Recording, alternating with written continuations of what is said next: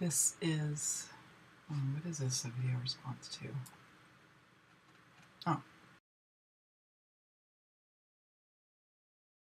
First of all, I totally agree that we are responsible for our own happiness. Where I think I depart is that I believe there is a middle ground with regards to primary relationships that your description doesn't address. A kind of mutuality and interdependence that doesn't supplant our own responsibility for our individual happiness, but augments it by allowing us to contribute or not to our partner's happiness, and by having that person, our partner's actions, contribute or not to our own in a way that is different than the general population of our broader community. There may be an assumption on my part that holds a primary relationship to a different degree or standard than, say, the relationships we have with the other people that we love, like parents or friends.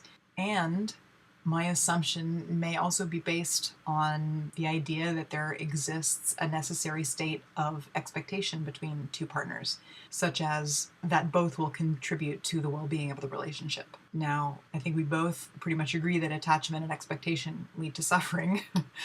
What I'm getting at is that a primary relationship becomes its own entity that is also subject to a state of happiness or sadness. So I do think that we can bring happiness to others by our actions, but I think it becomes doubly important for partners to do this for each other. The health and happiness of the relationship is a third happiness. It's like a bank account that each person has to contribute to, or the account gets overdrawn. My marriage that ended a few years ago, for example, those are gray areas.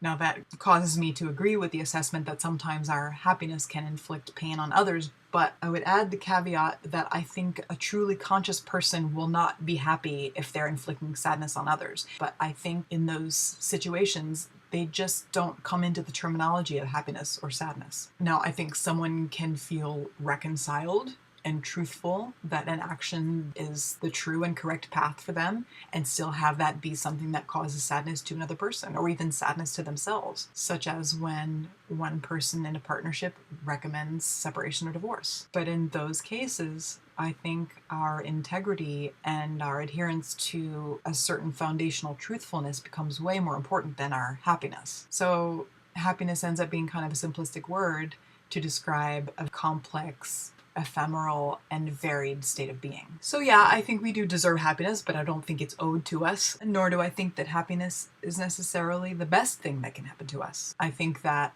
foundation of internal balance and integrity ends up being way more long-lasting and important, and it can exist whether you're happy or not.